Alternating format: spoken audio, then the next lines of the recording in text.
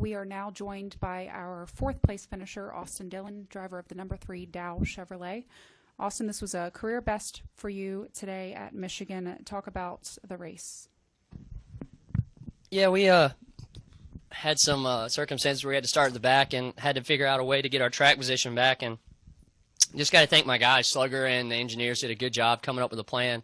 That first 20 laps was no fun for us because we had to ride around and just try and stay in front of the leader, but we saved gas and decided to not come down on that first competition caution for fuel, and it worked out. It showed that our car was fast enough to stay up there, pitted, drove back up to where we needed to be, and man, it was a fun day for us. The Dow car was fast, and I felt like I passed a lot of cars also getting to fourth. So we'll take this and build some more momentum. The last 7 weeks have been great for us, and really enjoyed working with Slugger.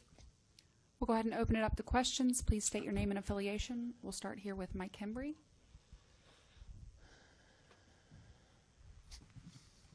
Mike Hembry, USA Today. You passed the 20 there late, raced him really strong. What did you need to hold it? I don't know, man. He was pretty solid. I got to the lead twice on him. The first run I had a big enough lead where we had clean air, and my car was turning pretty good out front. It never seemed to get that back. I kind of got tighter and tighter as the day went on. As the rubber laid down, we were really good, though, that first run when we got the lead and stayed out in front of him. I think we were probably the second strongest car, and then we just didn't adjust much. We didn't do many adjustments. We haven't run up there a lot, and it's hard to change a car that's capable of staying up there. So if I did it over again, I'd probably start freeing up a little earlier. His car was really good down the straightaway. I got that one lead. Harvick pushed me. That's what I was talking about. He got me a good push, and I got out front and had a couple runs on him. The draft seemed to work pretty good for us, and I tried to pull under him off of 2. Almost had it clear, went into 3, and looking back, maybe I should have slid him, but it would have been hard to keep out in front of him. He had a really strong car. What's the single thing that's behind your surge these last few weeks? Well, we switched crew chiefs. That was pretty big, and I just been really focused. Life's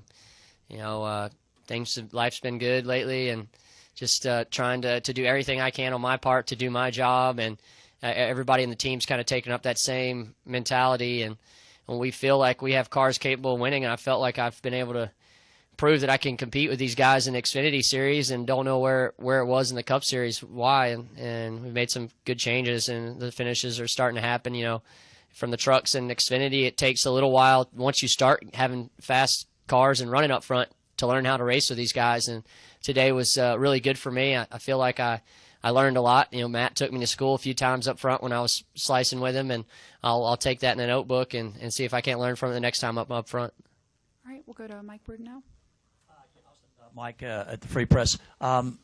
It appeared to be very hot out there, and we were told it was 150 degrees in the cockpit. How did you feel, and how did you prepare for that heat? And, with Jeff retiring this year, a guy like you coming through could, obviously make your presence felt from here on in as one of the, new kids on the block. So how do you feel about your chances to dominate like he had in the past?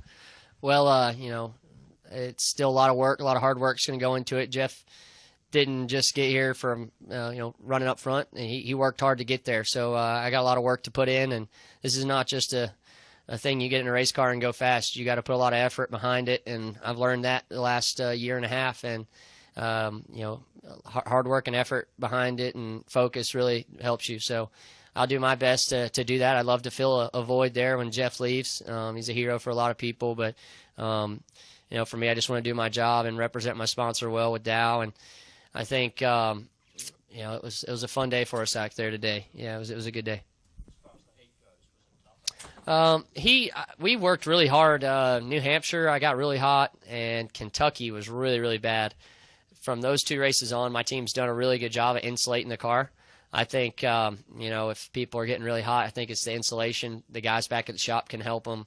I don't think we can blame it on the package because I was fine. Only thing that got hot on me was my heels. Probably could have just put a little more insulation there and I would have been fine. But body-wise, we've done a lot to cool my car, and what NASCAR did to putting that duck on the right side really helped. I thought a lot of air was flowing. I wasn't too bad. All right, we'll go over to the far right and then come to the middle to Jay and Bob. Kyle Bukowski, the fourth turn. Did your starting position affect your pit strategy at all?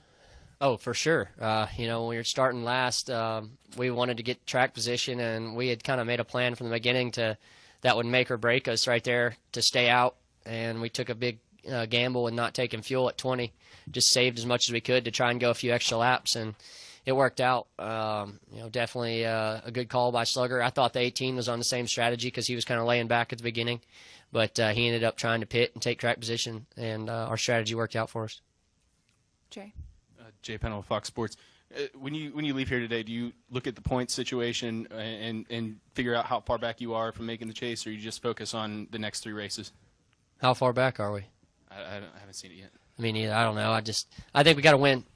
We're showing some speed that's solid for us the last couple weeks to be able to compete if we were in the chase. That's nice to know. For me, we've. I just wish we could have started this a little bit earlier, but we got a couple good races left for us. I'm really looking forward to Bristol. We were running third there with like 4 to go and ran out of fuel. So if we can go to Bristol and compete, I think we can win there. So I'm definitely looking forward to that race. Go ahead, Bob. Bob Hockers, ESPN. With one of the strongest cars, how is your approach or mentality on a restart today when you're second or third versus if we would have been in the low downforce package at Kentucky or the original 2015 rules?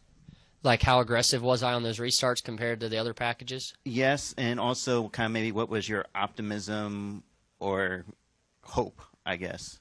I tell you what, I was up front for most of my restarts. I had one where I had to start 14th, I think. But I was pretty impressed going through the corner there on restarts, not getting too loose or out of control. I thought it was going to be worse today. We really worked on our car in traffic and tightened it up a lot. I think, some guys might have tried to trim their car out and might have had a worse day trying to pass. When our car was pretty tight, I seemed to be able to make passes and make moves and pass people. It wasn't that awful. I'm glad the heat was out today. I think if it was cooler, it would have been a tougher day to pass because everybody would have been a little better. But I thought it was all right, really. I mean, I could draft. I mean, Matt's car was pretty solid. I mean, I think his car was really fast. Everyone else I thought we were very competitive with. If we could gain a little bit on Matt, it would have been a heck of a race. I mean, those few laps there, I was having a blast sliding back and forth with the lead for him. I wish we could have done that for about 20 more, and then this package would have really been a good going forward. Any final questions for Austin? All right. Thanks, Austin. Thanks, guys.